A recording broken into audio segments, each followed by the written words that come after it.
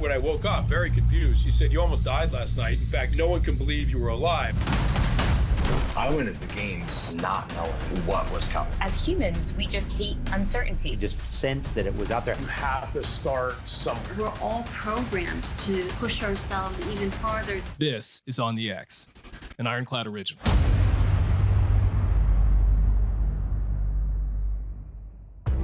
Welcome to On the X. I'm Chris Irwin, and today my guest is Cheryl Zonkowski. Cheryl is a registered dietitian with over 2 decades of expertise in the world of health and wellness. She's the former director of sports nutrition for the University of Florida and has also advised Naval Special Warfare operators on nutrition for 16 years. As the founder of Catalyzt Nutrition, she's revolutionizing how we think about food, health, and performance through tailored nutrition plans designed around each client's unique metrics and health data. Her practice prioritizes education and sustainable fueling and empowers clients to understand their hunger and satiety cues for lifelong success. I can really geek out on this stuff, and I loved getting her perspective on all the questions I had on this topic. So here we go with Cheryl Zonkowski on the X.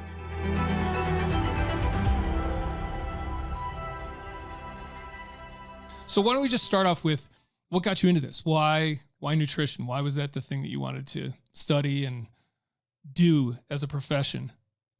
So my career has been a series of discovery, if you will. I always thought that I was going to be a physician, and I was actually working at college 2 years into pre-med, and I was working intramural sports, just like checking students in and out at games because I grew up playing sports. And I had a conversation with an athletic trainer, and they were like, there's a woman who works for the athletic association who teaches the athletes how to eat. And I was like, oh, time out.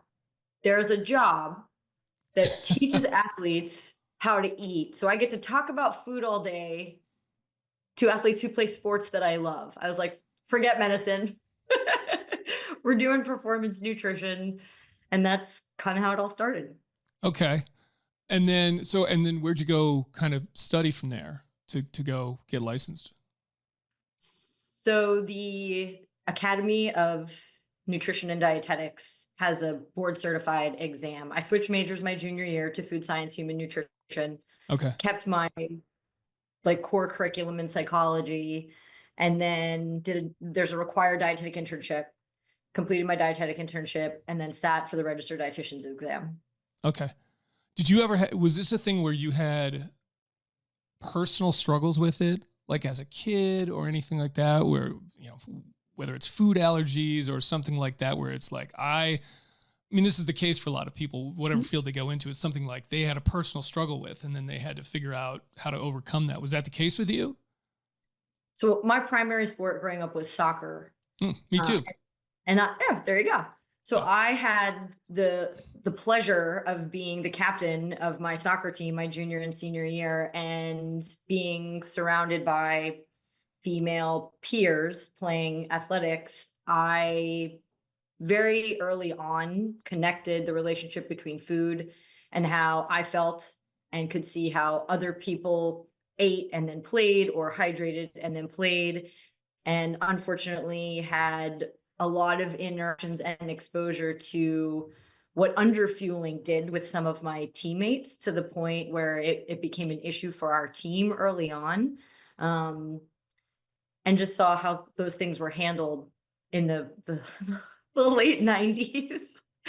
So it became a subject of interest to me because I very easily connected the two at a young age through experience. Yeah. Let me ask kind of like a really broad question on this. I was thinking about is, why is this so hard for us as a species? It seems to me this, as much as what you do is necessary these days, it almost shouldn't be. Like, nutrition shouldn't be a thing that we have to study or figure out or anything. I would assume, and correct me if I'm wrong on this, but for sort of hundreds of thousands of years, humans didn't have to figure out what, it was just they ate what they ate, right? Like they ate what they found in nature or what they hunted. That wasn't a thing. There was probably no discussion of like, well, we need to increase the amount of animals we're hunting so that whatever, right? Like they just didn't do that. Right. And then agriculture comes along, whatever that may be at this point, 12,000 years ago, or maybe further back. and that kind of changed that paradigm. So is that what made it an issue where it's just amazing to me that we're so confused about this still, potentially. Most people, right? Like you are not, obviously, but like, why is that? Like, what have we done wrong, I guess? So I've oddly enough been having this conversation frequently as of late with people. I think, first of all, I like puzzles. And by the time I was being educated on food science, human nutrition, and pairing it with, at the time, sports, then eventually tactical in my career, there are different requirements based on your desired outcome, whatever your goals are. So if you want to really roll back the clock, depending on where you originated in the world, you were probably part of some form of cultural tribe-esque, where everybody was doing very similar things. Like the men maybe were hunting and the women were maybe, so everybody's energy levels, as far as the men went, were the same. And the women may have been more of the same, whatever it is that their culture required for them to do from a functional place in society standpoint. Then yes, agricultural came about, and the mass production of food started to occur due to the boom in population. And then as a society, we started to advance technology. So now when you think about performance, it ranges from being able to be a high-level CEO and being at the absolute peak of cognitive performance all day, every day, though you are relatively sedentary, to 1/100th of a second in a pool, or identifying a target and pulling or not pulling a trigger. Like the requirements for that, as far as the energy that you onboard from food, is different to be optimal for all of those different things. Yeah. So yes, we as humans advanced, and then in turn, the way that we grow food, collect food, what we put in food is a big one. Additives, colors, dyes, preservatives, all those kinds of things, how cost effective food is. So there's many factors involved, but there's also, and this is the reason that I really love what I'm doing, and the platform that I like to educate on is helping people understand what their needs are based on their activity level, or what they define as performance. Yeah. Because nutrition is no longer one size fits all, because we all see what our genetic potential is and desired outcomes differently. Yeah. And you deal with a lot of like this high performers, right? But for sort of like everybody else out there, which is, it's not to say people don't want to be high performers or whatever, but I think most people, they just want to sort of look good, feel good, have adequate energy, be able to play with their kids, maybe do some kind of activity, stave off disease, that type of thing. So what do we get wrong just when it comes to the very basics of this thing? Like I kind of want to start at the fundamental foundational level and then build our way up, because I have some very specific questions on sort of trends and things that are out there now and getting your cut on it. But like, let's even just start with meat versus no meat, because there's people in both of these camps, right? The game changer thing came out and was like, don't eat meat. It's, I look at that just from my uneducated standpoint. And again, go back to, well, pre-agriculture, most of our evolution, we were hunter-gatherers. I don't know if there were any pure gatherer societies out there. Maybe you would know that. But it seems to me like all that goes away, right? Like society collapses. We'd be back to hunter-gatherers. And I just have to imagine it wouldn't take long before everybody was hunting their food again. So I'm somebody who thinks, aside from adding things to meat, right, that kind of stuff, antibiotics or whatever, like on its pure level, it's a healthy thing. But where do you stand on that? And can you be healthy in either camp there too? Can a pure vegan, is that a healthy diet as far as you're concerned? So I consider myself a foodie. My approach is always food first. So we'll set the supplements, additives. Okay, good. Yeah, we'll get to that. For a quick second. We'll set that aside. So if you consider all of the options that are out there, oftentimes people become emotionally tied to something because it worked for them. But what often doesn't come up in that conversation is, what was their starting point? So if your starting point is, well, I was sick, or I was eating a lot of things that are highly processed, very unhealthy, Yes. not thinking about performance, not thinking about longevity, purely thinking about convenience, then regardless of whether you go very strict vegan or very strict carnivore, you are going to see change based on what I jokingly refer to my clients as, if you started as a dumpster fire and you go in either direction, Yeah. you are That's going a great way to put it. to get better. Yeah. Yeah. That's a great way to put it. Yeah. So keep going. So sometimes you have to look a little further back before you hear people's proclamation of what worked for them, because sometimes the question is, well, why did that work for you? Mm-hmm. And inevitably, it goes back to they weren't consuming a lot of whole food first, like pick it up, identify it with your eyes, minimally to not processed at all.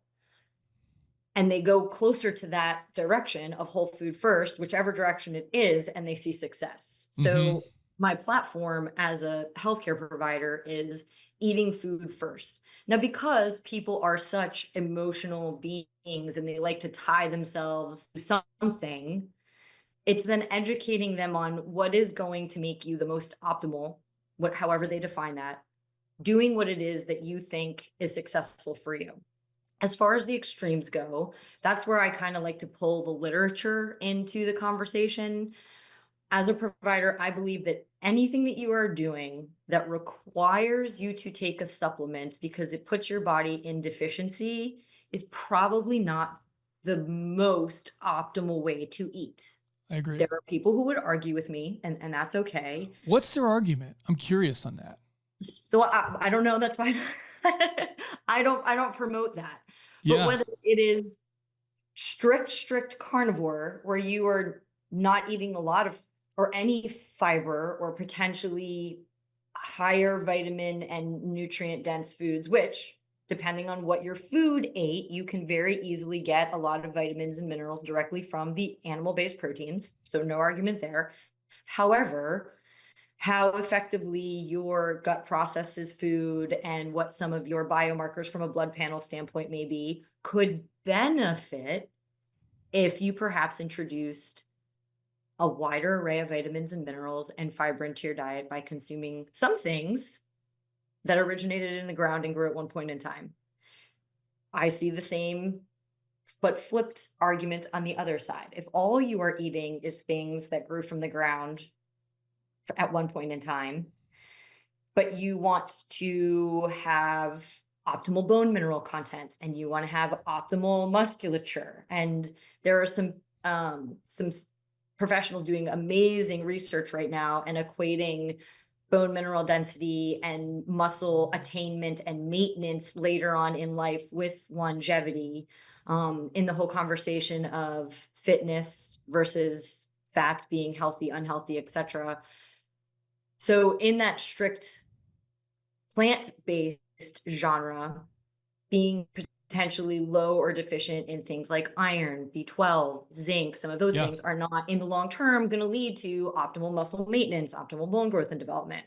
So I think the far extremes are probably not the best place to hang out from a performance and longevity standpoint if they do in fact end up resulting in deficiencies of some kind. Little, let's move the parentheses in a little bit. And then I think we can have more of that optimal lifespan while healthy. Because there's a difference between living to being really old and being independently living and aging a long time. They're not the same thing. Yeah, totally. And I want to get to that. So just pausing on kind of the extremes though, do you think that though they can be good potentially though in the short term? Because I certainly see this with people. I'm sure it's true with sort of veganism as well, but I definitely see it.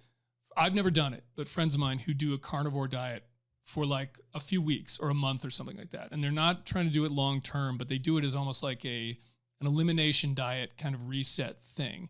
Do you think that that's potentially a good idea for people? Well, you introduced a really great word, and the word of diet. So there's typically when people talk about diets, right, when I think with a scientific brain, you're talking about a start point and end point versus talking about nutrition and fueling in the grand spectrum of your life. Yes. Does it hurt your body to mix things up from time to time? No, not necessarily. Fasting is a great example. Sometimes giving your digestive tract a little bit of rest, recovery, cellular apoptosis, getting rid of the things that your body is trying to sweep out, regenerate, recleanse, getting rid of older cells that are no longer serving you the way that they could be. So there's benefit to mixing it up from time to time for sure. But then how long do you carry that on? And what factors, if you are doing something extreme, what metrics are you actually using to assess how well it is serving you? And if it continues to serve you the longer that you do it? Yeah. Because if you want to be a guinea, if you want to use yourself as a guinea pig, or you want to do like mini experiments on yourself, that's great. But what metrics are you using for assessment other than maybe the number on a scale? Right. So actually, let me just, on a very basic level, if someone just asks you, what should I eat? What do you tell them? Real food. Real food. Real food. And then they say, what mix of real food, meat versus veg? So like I hear a lot of people say sort of a more detailed response would be single source ingredients or single source foods, single ingredient foods. That's what I hear too, is like, the prescription is basically, if it doesn't have a label that says, here's the stuff in it, then it's probably pretty good for you. It's beef, it's chicken, it's broccoli, that kind of thing. So someone says, okay, real food, which is those things by and large, what mix of that? Is there a prescription from that? Like the old school kind of whatever it was, right? The plate that had like 30% of this and 40% of that. Started as a pyramid. We went from right the pyramid. to the pyramid. Yeah. Is the pyramid total bullshit at this point? Is that?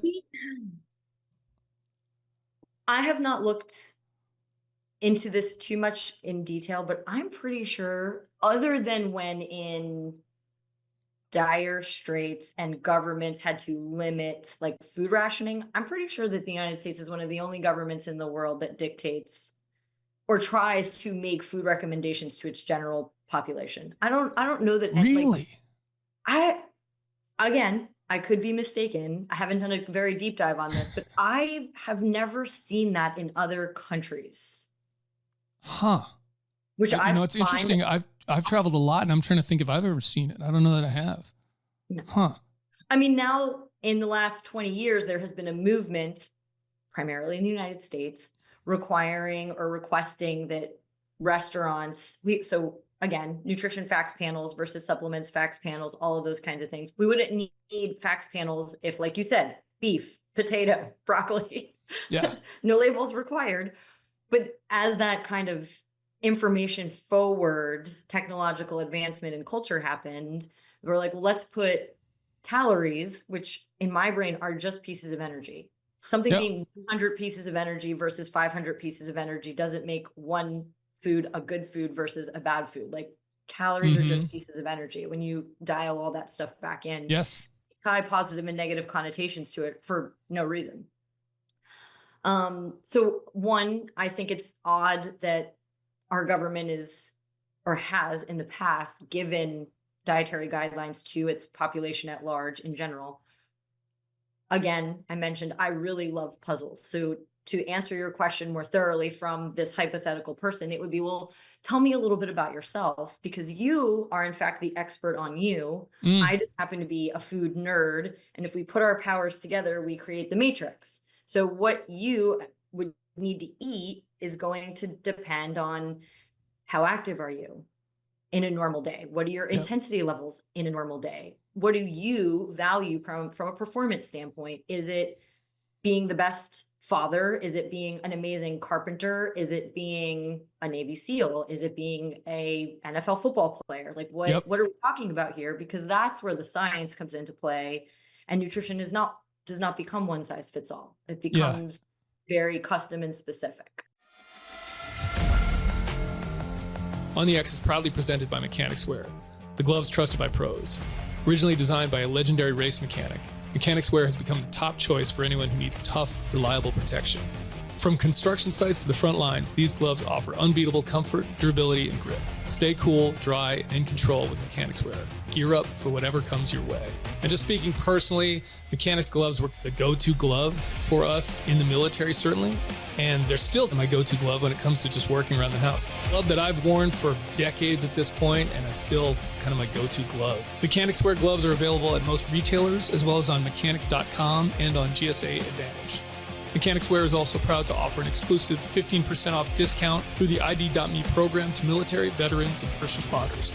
Click on the ID.me button in your shopping cart and follow the steps to verify your eligibility.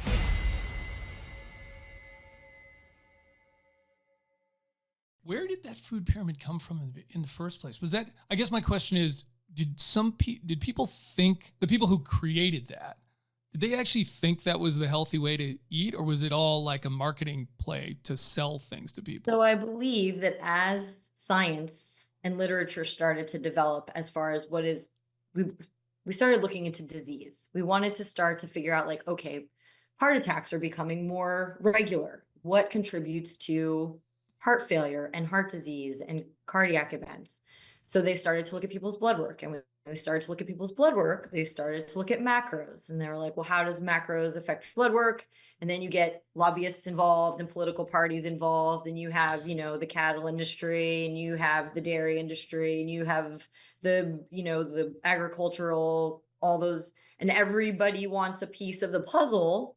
And in the very limited research that I have done on the historical recommendations of the United States food guidelines, I think it all kind of came about when lobbyists started to not want the government to tell people to avoid eating foods because it caused illness.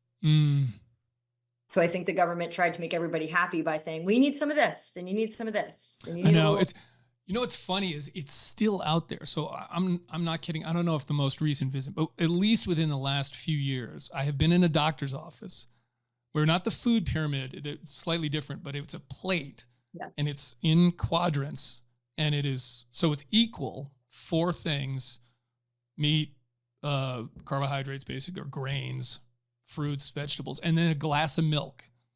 And I'm looking at that going, is that really what we're still telling people? Like that's even the milk thing to me is like, I don't, you tell me if I'm wrong, but I'm like, I'm pretty sure I don't need a glass of milk every day. I don't think I do. It depends on the person.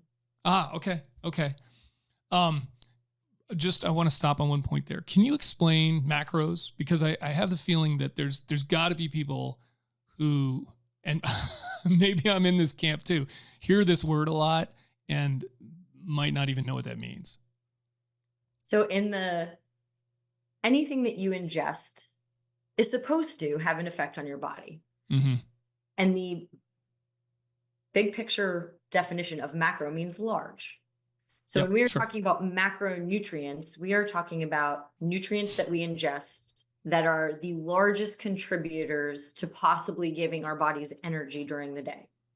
So our macro categories are fats, proteins, carbohydrates. Technically, there is a 4th one. It is alcohol. I try to get my clients to not make that a major contributor to the possible pieces of energy that they are ingesting today. But that's where alcohol falls. And then you have micronutrients, meaning they are involved in the process of your body generating energy, but they may not be a major contributor to the energy itself. So that's where all of our vitamins come from, our minerals come from, and all of those kinds of things. So you have macro, meaning large energy contributors. And as I mentioned earlier, energy just means calories. How many pieces of energy, the term is calories, can my body potentially generate from consuming whatever this food is? And is there an ideal makeup or percentage of macros that people should get every day, or does it totally depend on the person, what they're trying to do? It depends on the person. Okay. There are various like formulas and equations in nutrition, dietetics, literature, science, all of those kinds of things that help the professionals in the field guide individuals to what is right for them. Mm-hmm. There is a big picture movement that is called intuitive eating. And that's basically eating when your body tells you that it's hungry and stopping when your body says that it's satisfied 80% of the time. There should always be a percentage where you're like, I'm completely satisfied right now, but it's Thanksgiving and I want to eat that slice of pecan pie. So eat this, you know what I mean? So Yeah. nothing is 100%. So there's fun life, good stuff.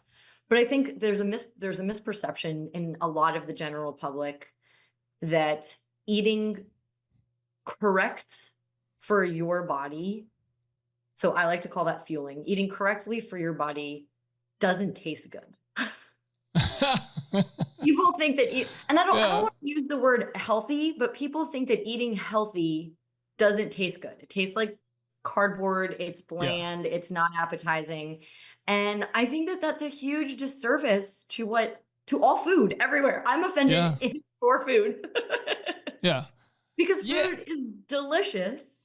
And it doesn't necessarily have to be ridiculously doctored and modified and have all these things done to it to be absolutely delicious. People think that eating healthy has to feel restrictive and they need to feel hunger all the time and they need to feel like it's difficult and that it's a misperception. Yeah. And yeah, well, and they're different tastes too. I mean, certainly like a cookie or a piece of chocolate cake, like that tastes delicious, right? But I don't want that for breakfast. Certainly, that's not what I even want to eat first thing in the morning. And I mean, most days I make sort of a mixture of a couple eggs, some greens, some like kimchi kind of stuff, and a little bit of like like that kind of thing in the morning. And that's, to your point, I think it's delicious and I think it's pretty healthy overall. And I'm not, at that point in the day, I'm not looking to have like a bag of Skittles or something like that. It's just not what's appealing to me. So when someone comes and works with you, do you start them off on a like the same diet, or are there, I'm assuming you kind of like talk about what they might be eating currently and what to change there, but is there sort of like a base diet you start with people on and then adjust it from there? And then are there tests that you run with people, blood tests, anything like that, to find deficiencies or where they may be, off, whatever? So I always like to meet a client where they are. Mm-hmm. And if they want to start out very simple, we initially have a consult, and it's just me learning everything I possibly can about them, their injury history, their family history of any diseases, if they have any current or pre-existing medical conditions. Are they taking any supplements? Are they taking any medications? So I want to know what makes them tick as a human being and what they want to do, whether it's a purpose that they serve or a goal that they have. What do they want to get out of life? And then I kind of assess motivation for change. I assess how familiar are they with food, nutrition, all of those kinds of things. And with some clients, we are starting at the very, very beginning with the question that you asked earlier, like what are macros? What is defined as a food? So, initially I like clients to shift their focus to foods first, whether it's the one ingredient on a label or an item that you pick up can identify with your eyes and don't need to read anything at all. Right. I am unceasingly surprised at the amount of money that people are spending on supplements and then the amount of money that people are spending on groceries. Yes. It's like, let's focus on putting whatever your dollar allocation is, as far as your budget goes, into foods. And then we're going to kind of grow into the other things that may be helpful, beneficial, all that kind of stuff. Because the definition of a supplement is something that is meant to supplement your nutrition, not in place of or instead of. Yes. And people, with marketing and advertising and all of the technology that is out there, all the ads that are coming across your streams all of the time, it's really easy for people to just hit purchase. Oh, totally. Yeah. Yeah. So shifting to a food first methodology with all of my clients, and then based on how active they are, talking about with the macro percentages that would suit them the best. And I do talk about plates. Because it's the easiest thing for people to picture with their eyes. Like when you're building your breakfast, like you just described, what does your breakfast look like? And then getting into the let's think about, hey, what's going to help keep my muscles and my bones strong?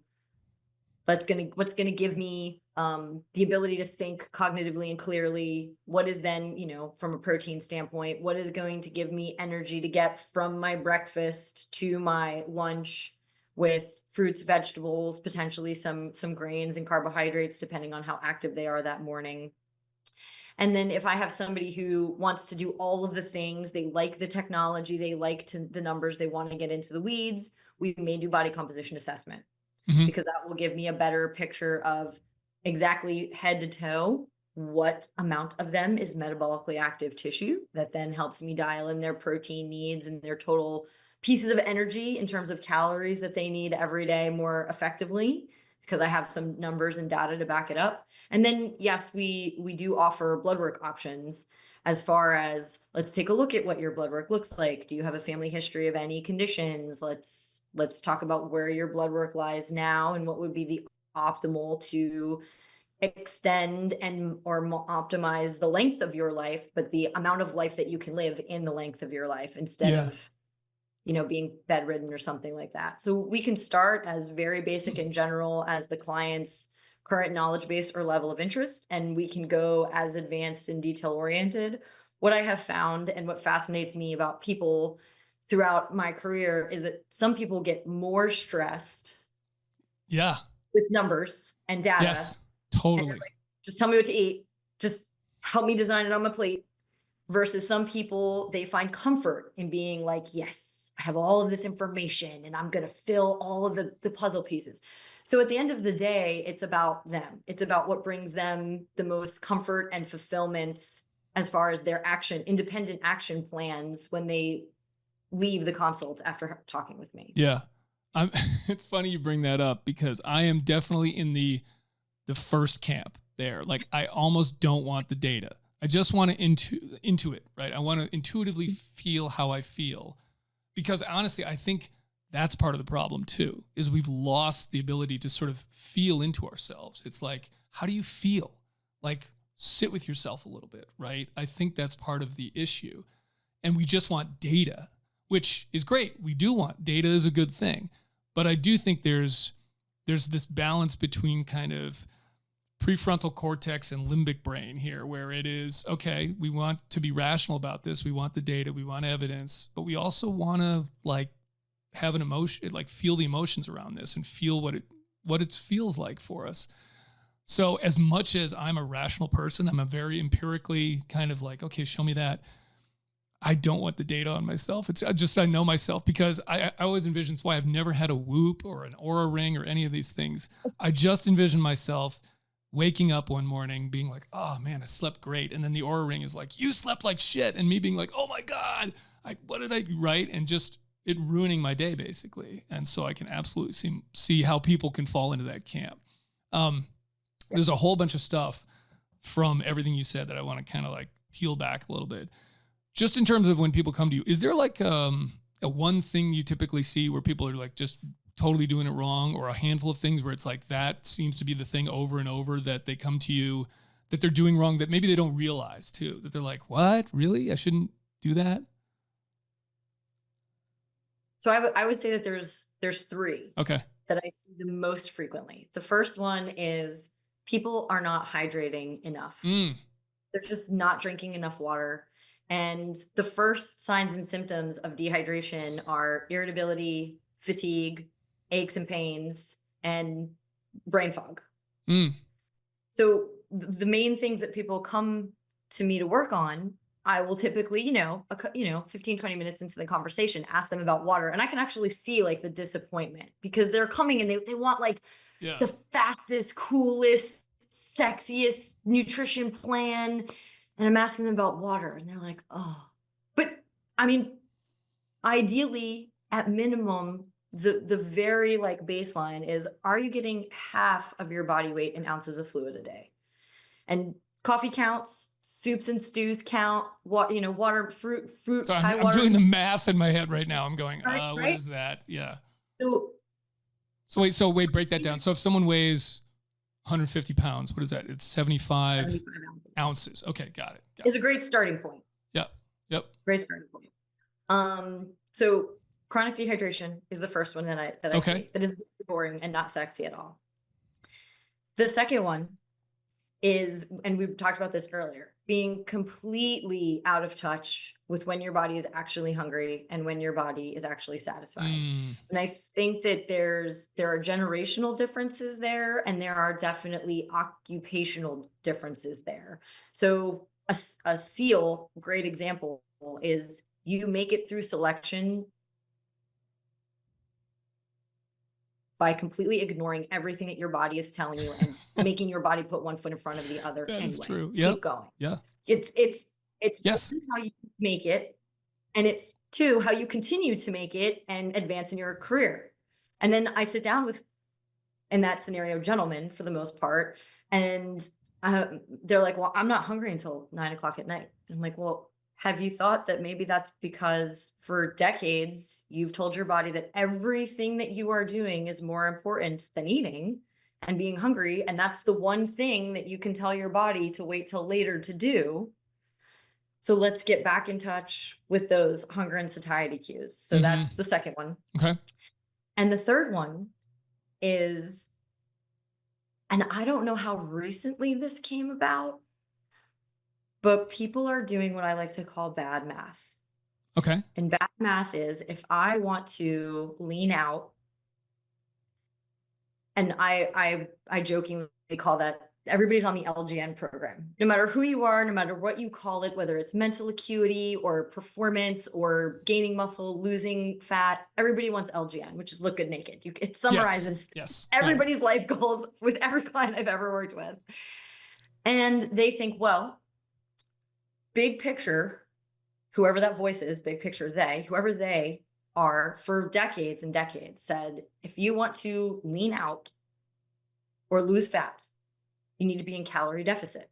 So humans wanting to be extremists, most of us, are like, well, if cutting out some is good, then cutting out more is better. And I should lose fat faster, the less that I consume. And that actually ends up shooting people in the foot. So their weight will plateau, their body will go into starvation mode, your body will try to hold on to its fat stores. And for the last certainly 8 years, the majority of clients that I work with that wants to lean out, the amounts of nutrition and foods that I recommend that they ingest in a day, they all look at me and they're like, this is way too much. This is way too much. And I'm fortunate enough to be with most of my clients part of a program where we do body composition assessment at the beginning and we do body composition assessment at the end. And they will be eating what they perceive as all of this food. And by the end of their programs, they have not only lost fat, but they have also gained muscle. So between chronic dehydration, lack of attention or internal ability to hear and honor true hunger and satiety cues, and then unintentionally over restricting, I would say those are the big three. You mentioned the caloric deficit stuff a bunch of times here. Is that not true? Because I certainly still see, and actually, I don't know, is there a difference between a nutritionist and a dietitian? What do you call yourself, one or the other? There are. Okay. A dietitian, again, according to the Academy of Nutrition and Dietetics, is someone who either completed an undergraduate or a graduate level curriculum that contains a certain amount of biology, food science, and human nutrition, like certain core courses to give you the education to understand the body's metabolism, physiology, interactions. Then you have to do a required dietetic internship and go to different, whether it's hospitals and performance programs and all these different places that you could in fact work one day and learn how the on-the-job training goes and utilize your clinical skills. And then you have to pass an exam. Being a nutritionist could be a 2-hour computer certification that you. So dietitian is more certified, so to speak. I don't even know what the right word is. It's a more formal education. More formal education. Let's call it that. And that is what you are, right? I am a registered dietitian. Okay, got it. So, but getting back to the calorie thing, I still see that from licensed or less licensed, but whatever they are out there, people that say, is that not true? Is that not the case with hey, if you're going to lose not necessarily weight, but fat, you need to be in a caloric deficit? So the way that you phrase that is key. If you are focusing on losing fat, you do need to be in a slight caloric deficit, but people overshoot that dramatically. And then the question is, well, which macros of those calories am I supposed to be sacrificing? Should I be eating less protein, which is going to help me maintain my muscles and my bones? Should I be eating less fruit and vegetables? Should I be eating less nuts, seeds, olive oils? So again, the puzzle is for that person, where should that slight deficit come from? And it's different for everybody. Okay. Got it. When you talked about the sort of blood work that you would do with people, is that like, what are the biomarkers you're looking at? Is it just sort of fasting glucose, cholesterol, maybe some of the vitamins like vitamin D and B12 and that kind of thing? Are there other things that you look at?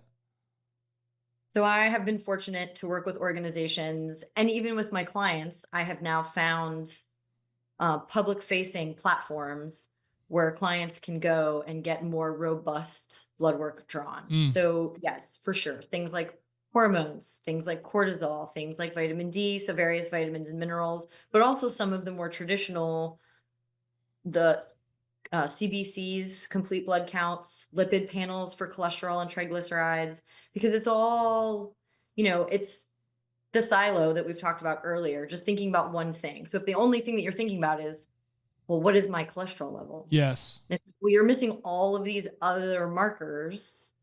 So in an ideal world, we have some big picture, because metrics for performance are not necessarily the same biomarkers for longevity. So you want a little bit more information if you're going to go down the biomarker rabbit hole.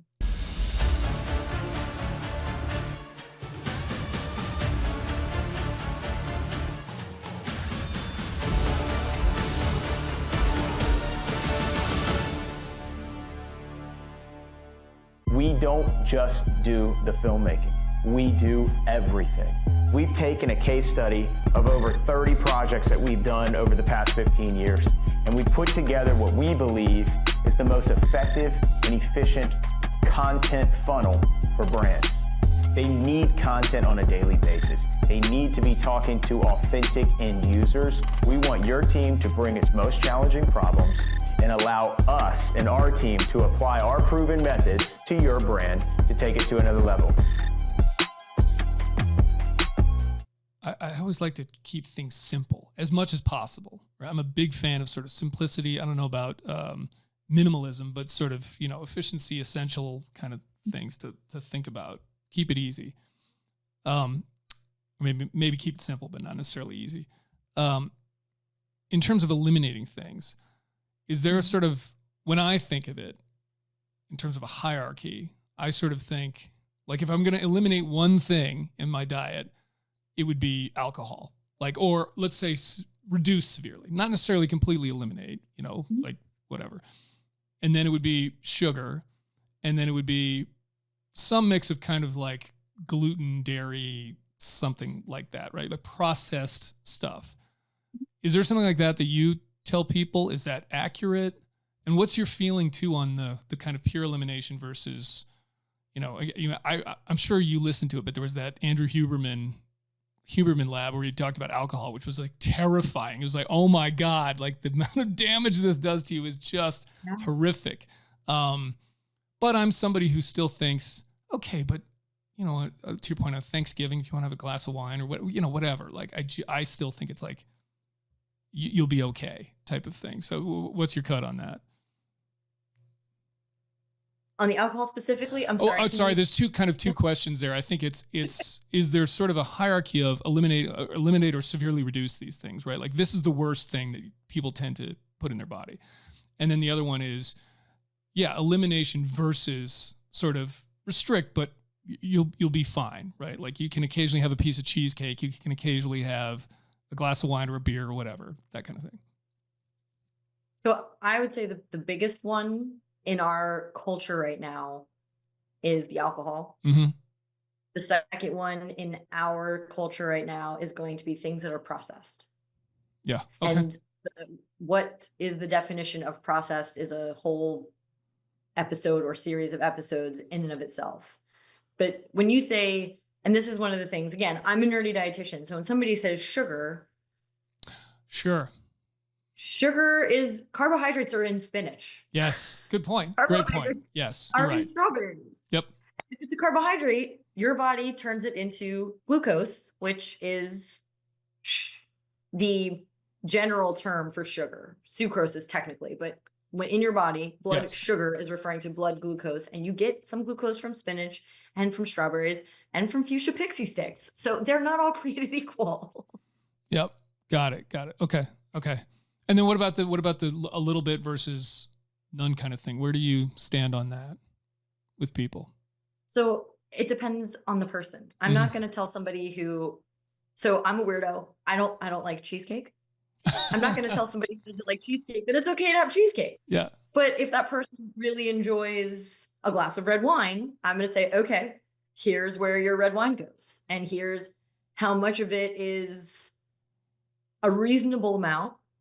Because nowadays I joke with people, I can't even say you can have a glass because they now make glasses that hold an entire bottle. Yep. Like I've got one actually. we are kind of a culture of excess. Yeah, kind of. Yes. Kind of. Be very specific in your cheat, treat, 20% off the res. Yeah. What defines? Yeah. A little. Yeah. Okay.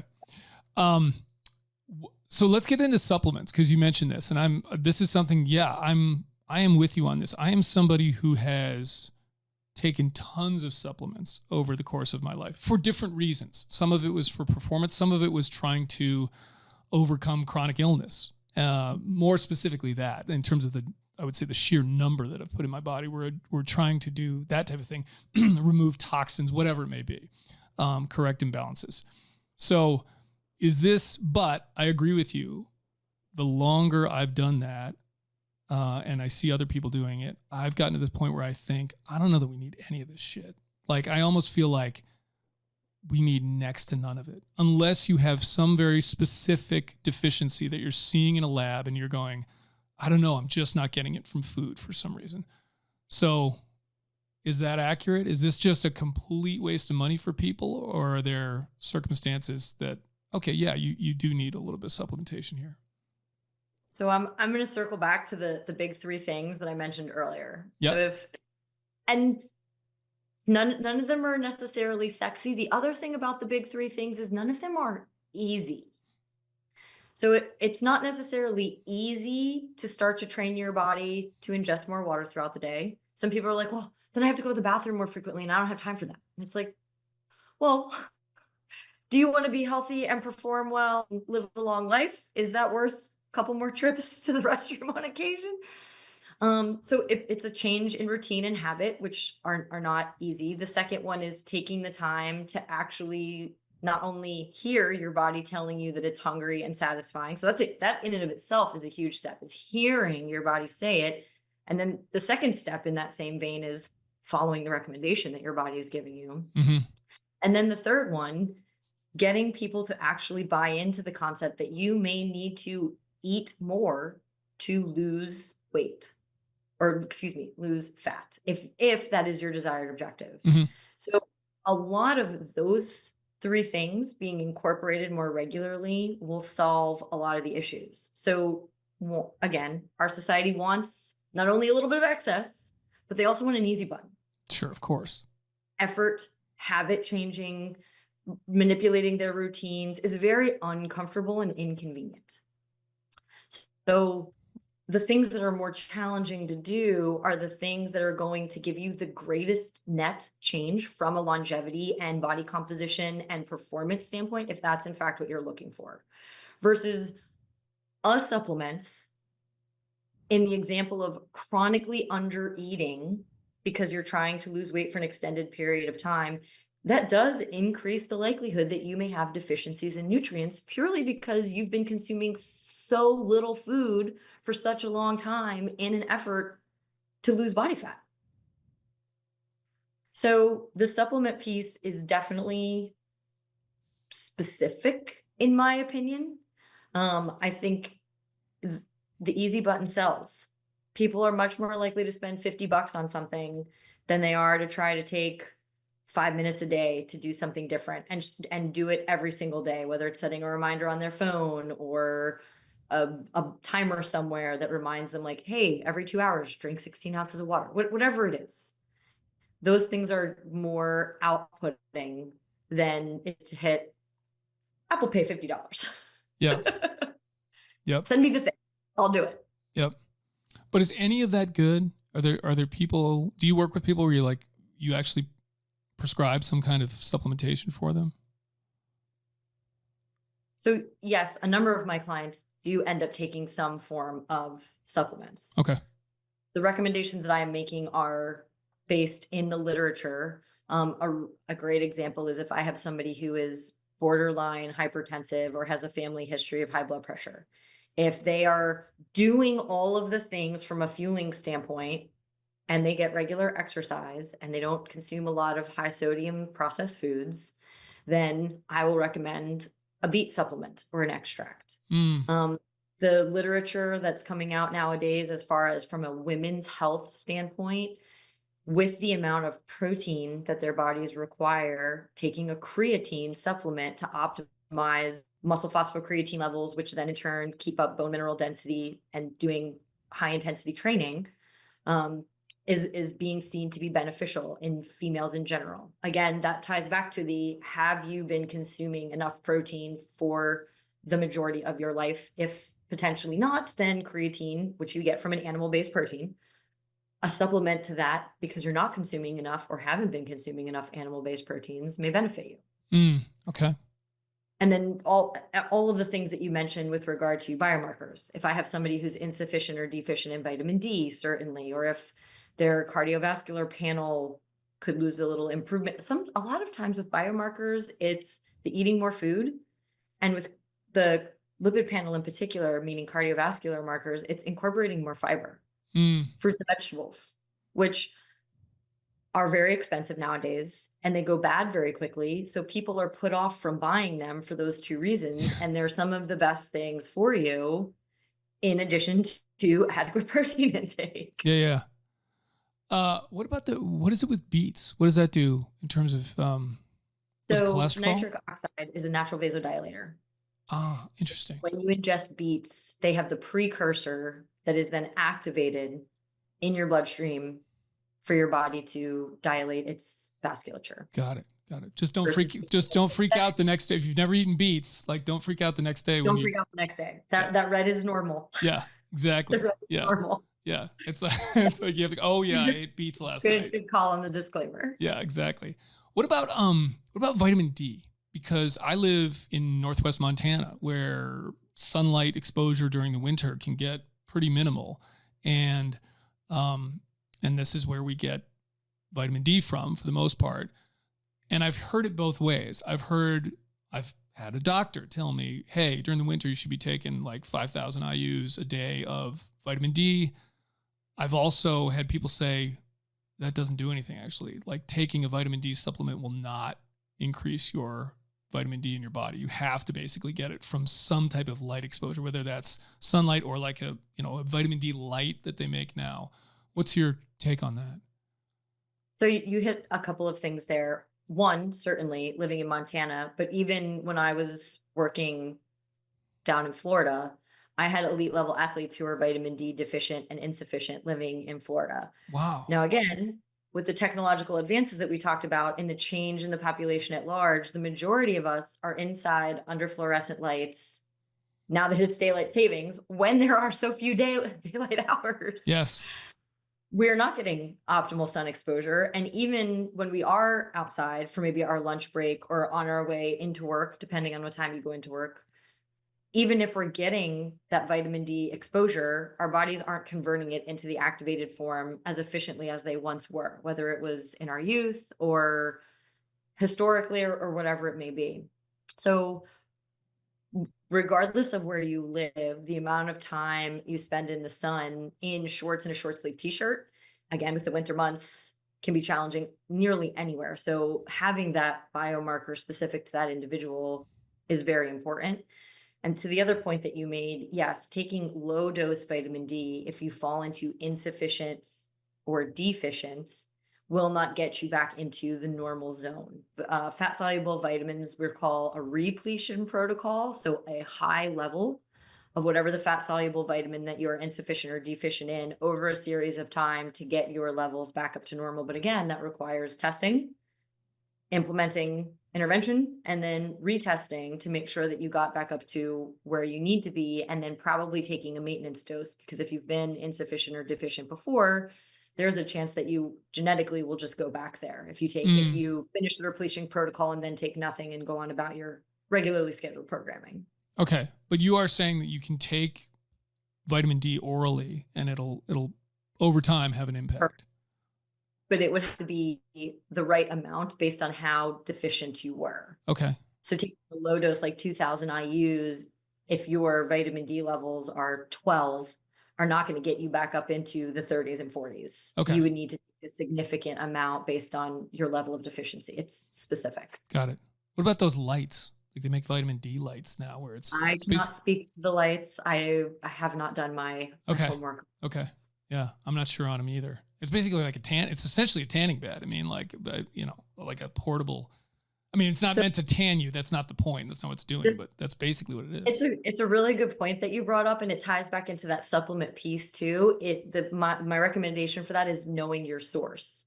So I'm sure that there are some lights that may help with vitamin D, but then you also have knockoffs or people who are telling you that their lights do it. And they may or may not. And the same thing is true with supplement companies.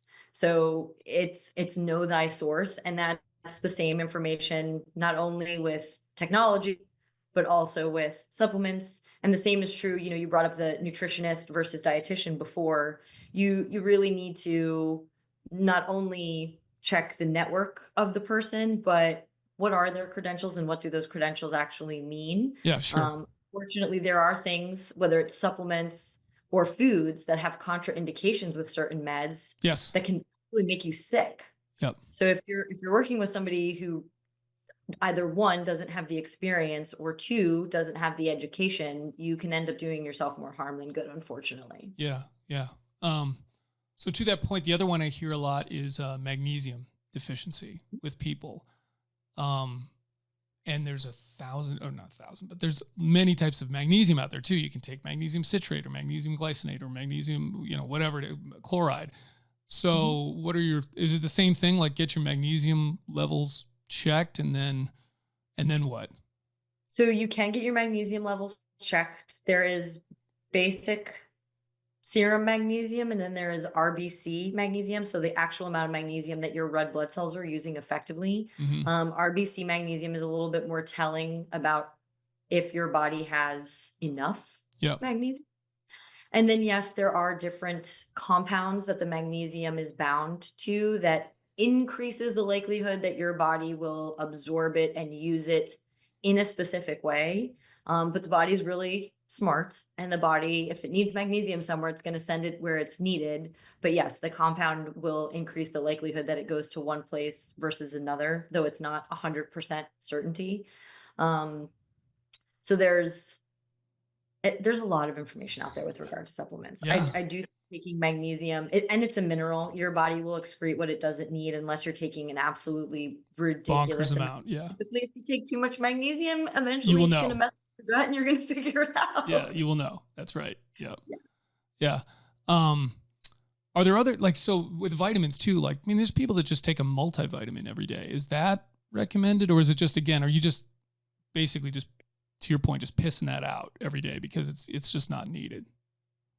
Yes, with your water solubles. So anything that's a B related for the most part, your B6, B12, riboflavin, thiamine, niacin, all that kind of stuff, you will see on the supplements facts panels on vitamins 50,000 times the RDA, which is the recommended amount of vitamin D, or excuse me, of B12.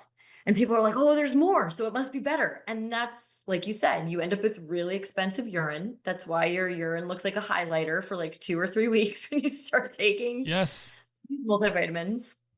I recommend multivitamins in anybody in the population who does a lot of traveling or doesn't have access to a lot of fresh fruit, vegetables, things locally, or if you eat local and in the winter there's not a lot growing around you, a multivitamin is a safety net.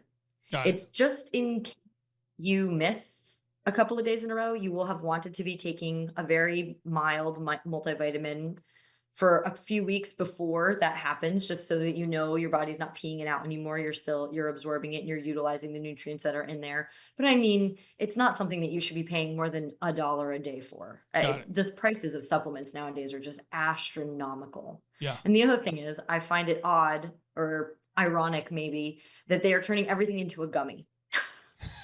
Yeah, I know. There's gummy multivitamins, there's gummy vitamin D, there's gummy fish oil, there's gummy this, there's gummy that. And it's like, again, we're taking a supplement that maybe should be helping you and we're coating it in processed sugar. Yes. Yeah, I know. It's funny you mentioned that. I don't remember exactly when this was, but this was the moment I realized we had completely corrupted the term organic.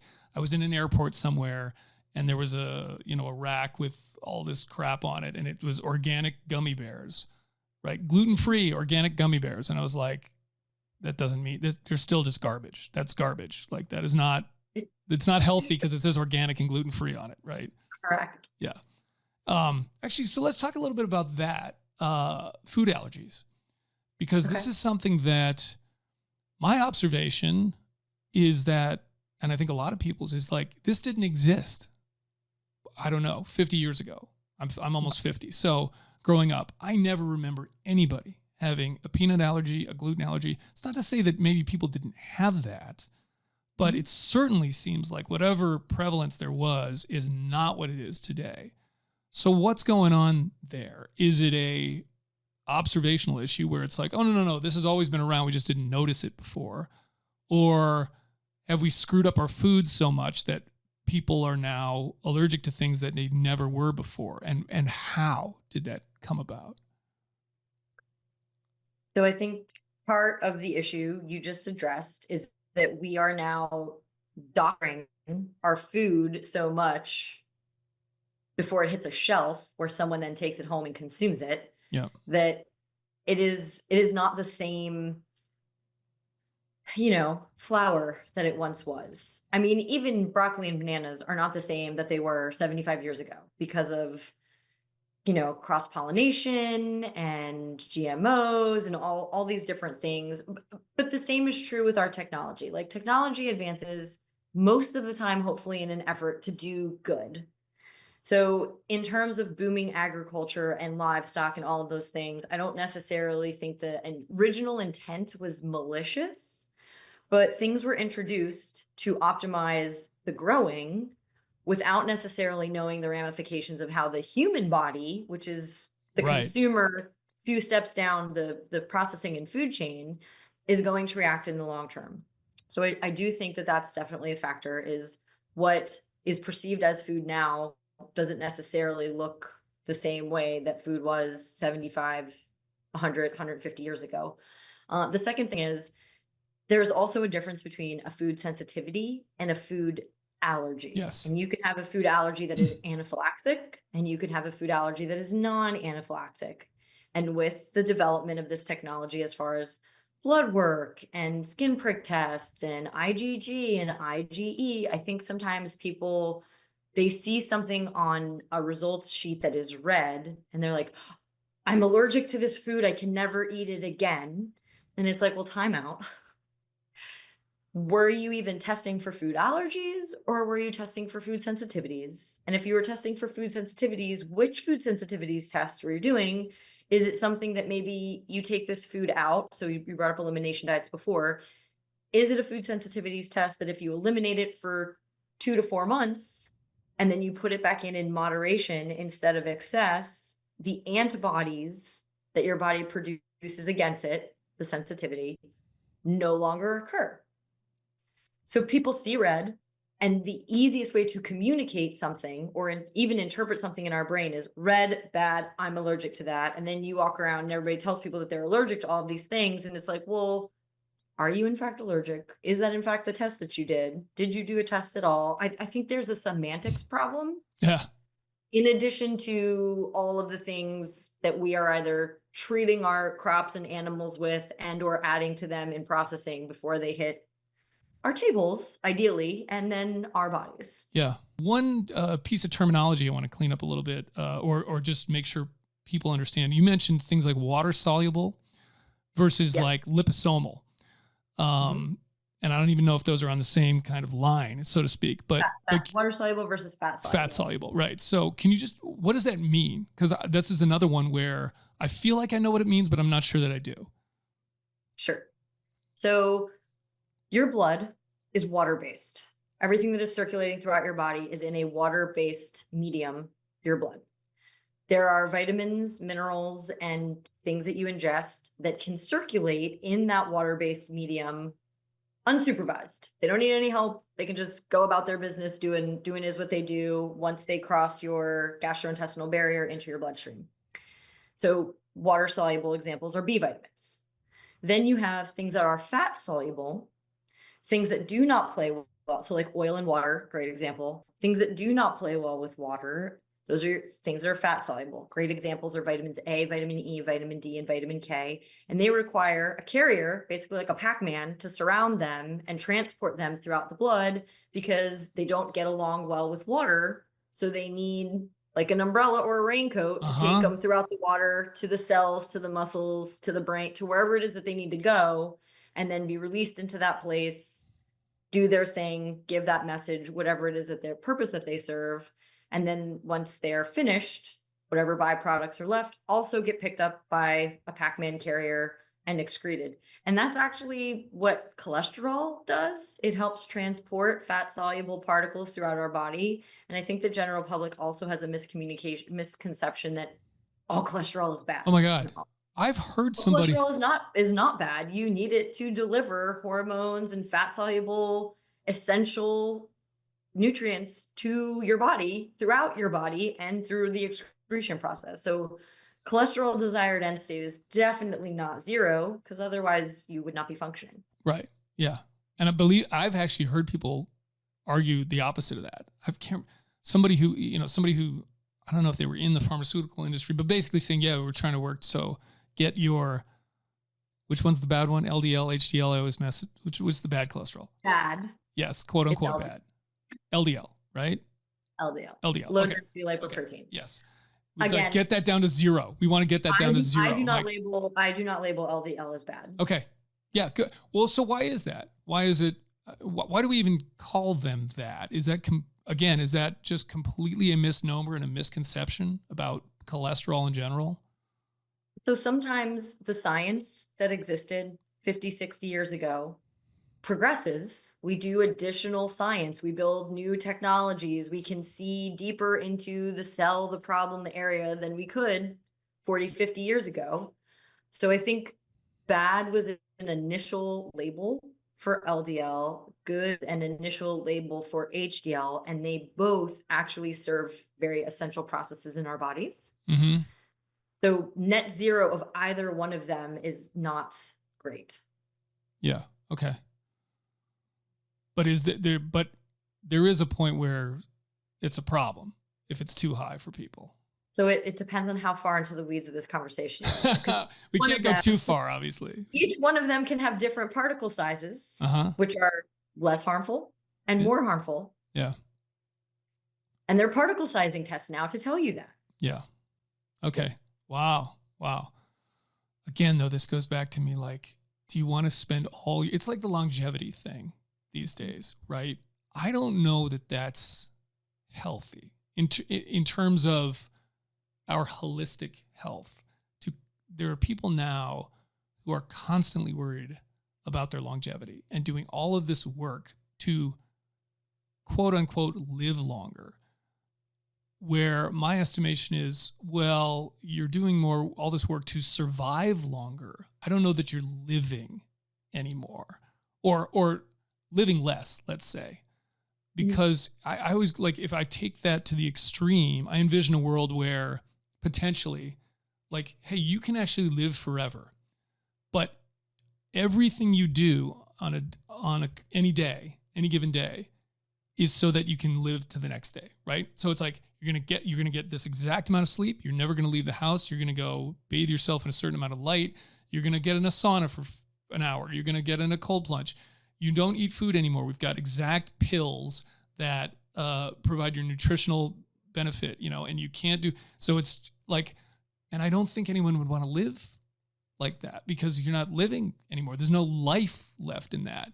Do you think about that at all? Is that a thing where I just feel like we're taking all the joy out of life just to, like, I guess, live longer in that state, which makes no sense to me.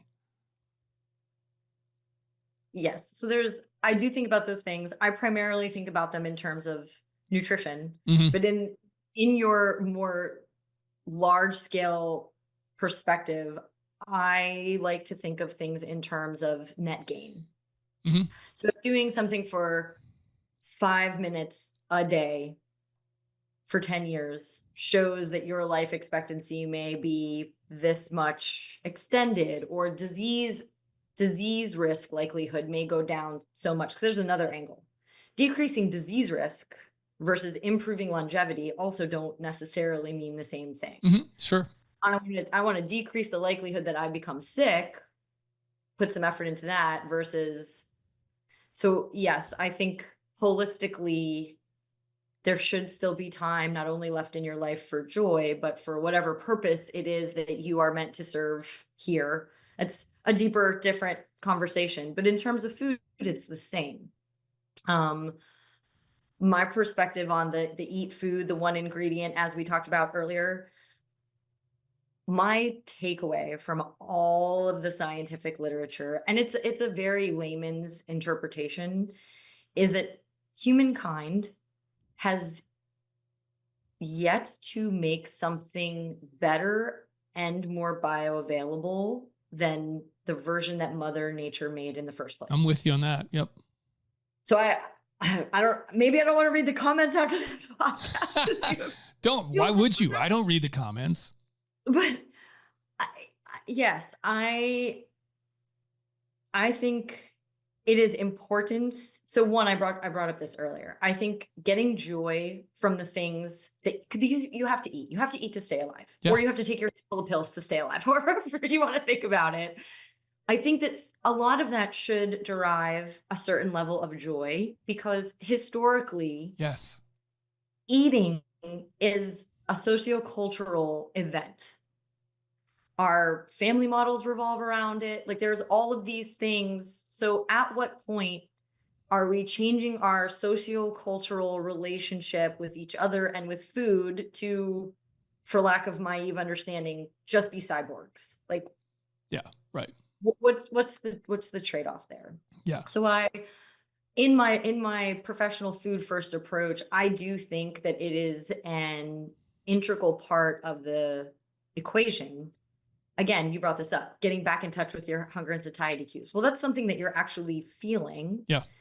You're more of a cyborg. Is your desired end state to just feel nothing? Right. So like, where's the giving? Yeah. And there's a thing you brought up there, which I think is so critical too, which is historically, go back to, again, like how we used to eat.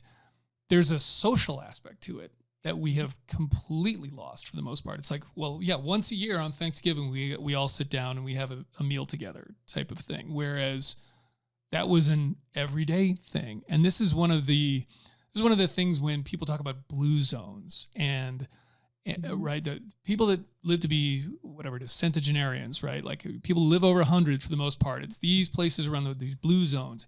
And it always goes like, and it's the diet. And we're just going to focus on the diet. Like, what do they eat? That's got to be it. And my argument has always been, that's part of it. Sure. But it's how they eat. It's the fact that they're social with one another. So when they're having these meals, it's like they're sitting down to a meal and talking for like 2 hours with one another. It is their community that they have. Like there's all these other elements to it. That's not just the data part of it, like the empirical, what I'm putting in my mouth, right? And that's where I get to with something like alcohol, where it's like, okay, are you having a glass of wine by yourself sitting in front of the television, which again, if that's once in a blue moon, like not going to kill you or anything. Or is it something where it's like, you know what, I've got this great group of friends. We're going to have a bottle of wine between the four of us. And like, to me, that's almost like a healthy thing where it's like, that's making a social environment. That's like, you know what I mean? Like I can see that as being a plus for people. And I just feel like sometimes we're missing those other elements that go into the adjuncts to nutrition, right? Like the sort of tangential things out there. And just to feed into the example that you just gave, the part of collecting the food, whether it's going to the market, engaging with other people in your culture, bringing the food home. Typically people are preparing meals together.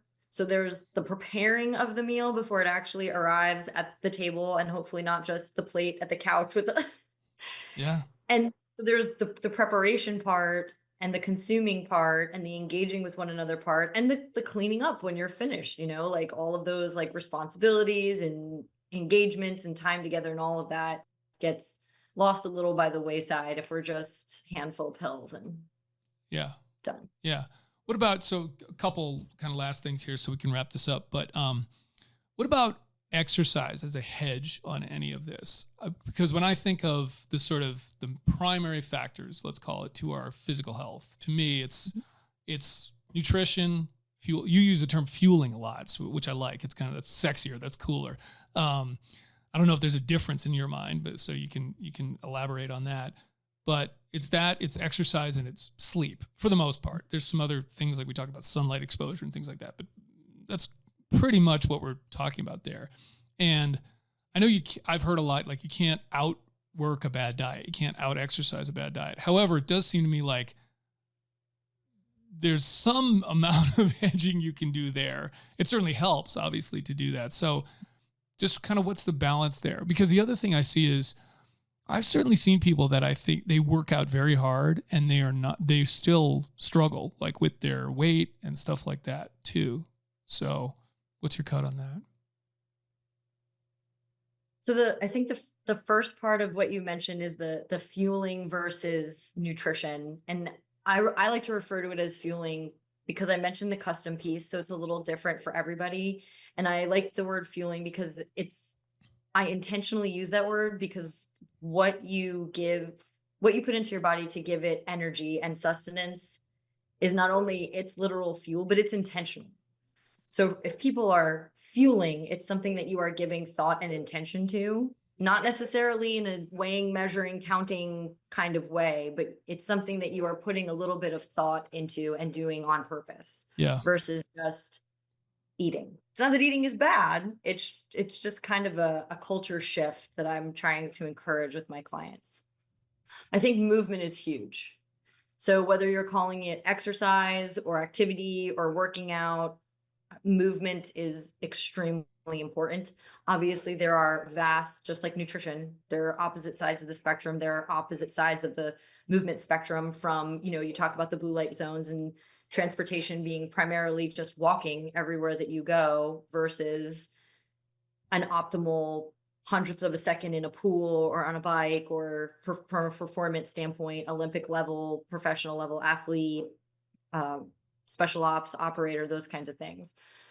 But that's one of the things that as we advance from a technological standpoint, I think it starts to take a toll on our movement factor. Mm-hmm. And I think that's one of the things that as a society, we definitely need to be better about. And that's one of the platforms that I educate clients on, is that your movement and activity factor and activity levels are actually one of the things that should be an intentional thought when you are building your plate, either the activity that you came from or the activity that you are going to, or the total amount of activity and movement that you are doing in a day. Those become factors in the way that you fuel. Yeah. I like the term fueling too, because as I think about it, again, going back to simplicity, I could almost wrap something like sunlight exposure into that in terms of fueling the energy, like, a metabolic fuel, so to speak, right? Like an energy kind of thing. Like you could almost think of it in that capacity, I dig that. Okay. Last few things here. Oh boy. And these are big questions. So we'll try to keep them short here. Like we could go on this for a couple more hours. So we'll have to get you back at some point. Just getting back to the kind of, you had talked about with the food pyramid and what role the government should play in this. This is kind of a hot button item right now because of kind of what's going on with, and this is not to get political at all, but because of like, you know, RFK being nominated as running Health and Human Services and some of the stuff he talks about, it's making me think, yeah, what should be the government's role in sort of telling us what to eat, or even putting things in our body, like the whole fluoride in the water type of thing. My sort of personal take on it is I don't like the government telling me what I should and should not eat. However, we should not be deliberately allowing companies to poison people, and we shouldn't lie to them, right? So it's like, hey, we should be very transparent about if something's in food, what it is and what the dangers are behind it, right? That's kind of my cut. What's your feeling on that? So in the political model, I think transparency is extremely important. I don't necessarily think that the government at large should be dictating or recommending. The government doesn't tell you how you should treat your cancer. The government doesn't tell you how you should treat your high blood pressure. Like, there are subject matter experts who that is their genre, and the government doesn't. Now, granted, the government may approve or deny pharmaceuticals that may be available as far as your options go. However, they're not dictating your treatment level. And I equate that to food, because in my brain, food is medicine. Mm-hmm. So I don't necessarily think that the government should be dictating how people should be fueling their bodies. I think the government should be disclosing transparency. And I definitely like the idea of a government putting effort into making sure that consumers are given the opportunity to be aware of everything that is included in a food, that it is properly labeled. And I think a more thorough review of what can be used to preserve, sustain, add flavor. I think that additives should be a little bit more reviewed and researched. Yeah. Whether or not that's the government's job or the government setting aside certain subject matter experts and saying, hey, this is not our job to decide. This is your job to decide. Set up a way to do a deeper dive with all of the things that are currently in our foods. Should they be there? Should they not be there? If they are there, how long do we give companies to take them out? Do we make companies immediately or within whatever time frame notify consumers that they are in fact including these things in our foods, because maybe they've been in there, but there's something that you have to sound out while standing in the grocery store. You know what I mean? Like, yeah, not everyone is a chemist. Not everyone is a scientist. Not everybody is a registered dietitian. Like, that's not their jobs necessarily. So help that, like, help educate, give transparency to what we are in fact consuming, so that the end user can decide whether or not they believe that it's a good idea for them to introduce that to their bodies. Yep. I'm 100% agreement on that. Okay. I have tons of other questions, but I'm going to make this last question, and we're going to do this. Well, we should do this again for sure. What's your take again? And this is one where you go down I'm sure a deep rabbit hole, but what's your take on Ozempic and the new kind of diet drugs out there? Again, Mother Nature does things traditionally better than any version of humankind, in my professional opinion. I do not think it's up to anybody to dictate what people should and should not do with their bodies. I do, however, believe that there should potentially be a review of what is required for prescription level medications. I'm not a doctor. I can't speak to that. I won't speak to that. It's not my swim lane as far as what the criteria is for somebody getting prescribed something, what level they take, how long they take it, how that level increases if it's something that they're supposed to take forever. Like that. I'm the food lady. So that is not necessarily my swim lane, but it ties back into that, the supplement piece and the easy button piece. And I don't mean easy in terms of simple. I mean, what other options were introduced? Yeah. Statins are another example. Oftentimes I think physicians are like, well, this number is not where I want it to be.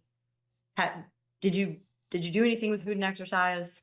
Well, here's your medication. And that is not all healthcare providers by any stretch of the imagination. I'm not trying to put people into a category or anything like that. But I think the knowledge and awareness that society as a whole is not moving as much as it should be and is not consuming real foods as often, as much, or as frequently as it needs to be, by giving you, whether the pills is nutrition in a capsule or if it's a handful of prescription medications. I think that's the direction that all of this is going. And I don't necessarily know that that's a good thing. Yeah. Yeah. I'm with you on that.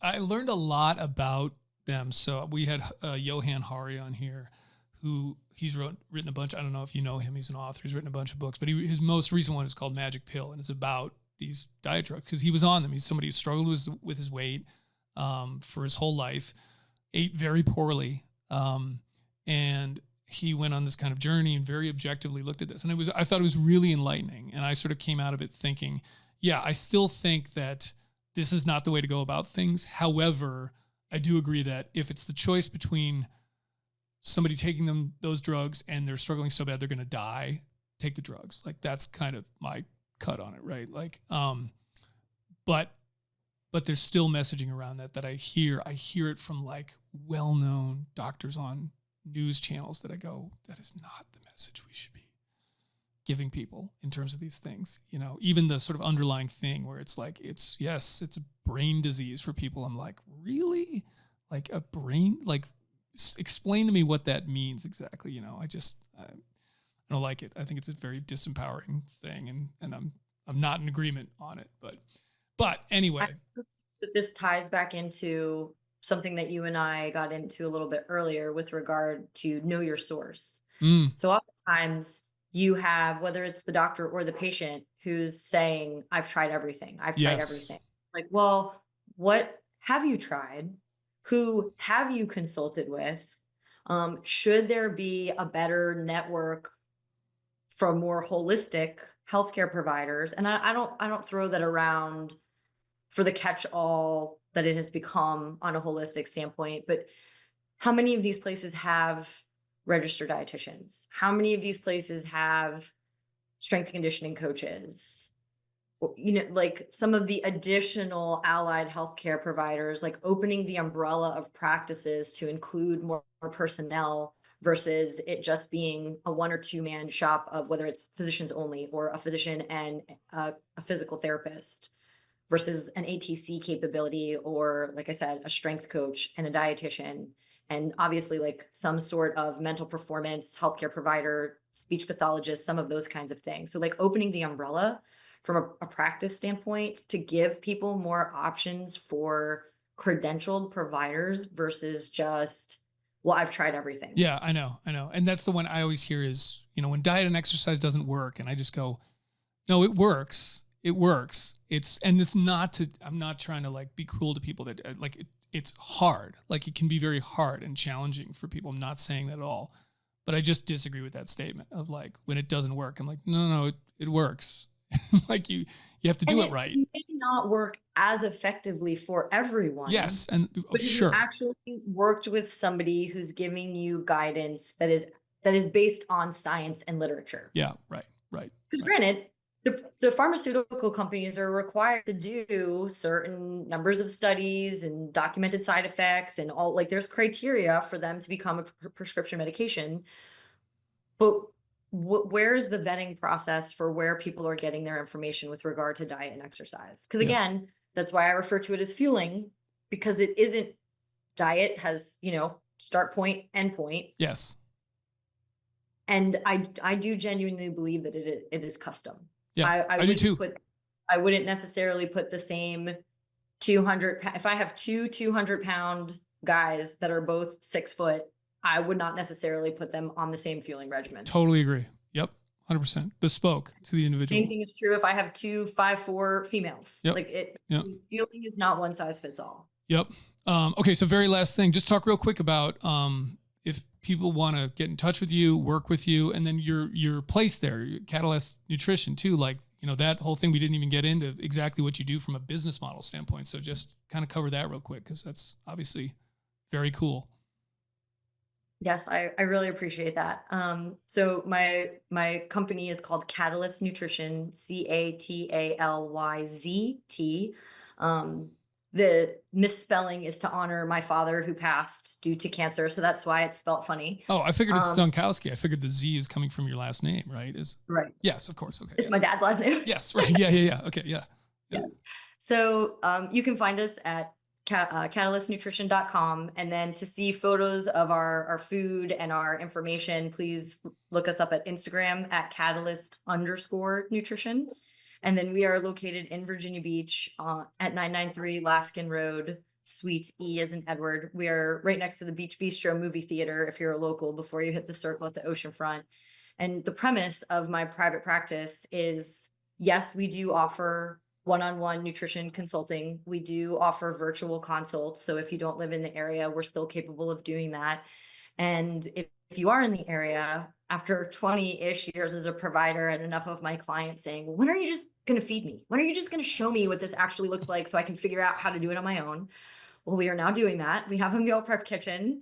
And once you have an initial consults and we set up, we actually use a platform that is absolutely fabulous. So we are, to my knowledge, the one meal prep company who actually shows you in your personal app that the food that we are providing you does in fact meet your calories, macros, and all of those kinds of things. If you are a numbers person, so it satisfies the requirement of not just telling you that we're giving you what we said that we were going to, but we show you that we're giving you what we said that we were going to. Nice. And I should mention too, we didn't even get into any of this, but you've been working with NSW and operators for a very long time. You've been working with us and with VHP there in Virginia Beach, getting guys healthy again, or healthier, certainly. So, and I don't know, how long have you been doing that at this point, those guys? So I was in collegiate athletics for 7 years. And then I was full-time government service for 9 years, but I've been helping the community for almost 16 now. Wow. Awesome. So really appreciate it. Thanks for all that you do. This was awesome. I love this kind of stuff. And again, we could go on for another few hours. So we'll figure out a time next year and do part 2 of this, and I can get to all the rest of my questions that I didn't get to today. Awesome. It's fun. It's fun for me. I get excited to just communicate about these things in a general platform. So I appreciate it, and I hope to be back. Awesome. Thanks, Cheryl.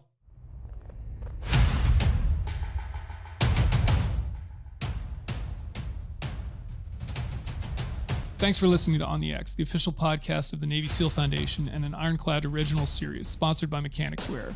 You can learn more about Cheryl and Catalyzt Nutrition at catalystnutrition.com. That's Catalyst with a Z. And the foundation at NavySealFoundation.org. You can also text the word On the X to 60104 to join our text subscriber list. See you next time.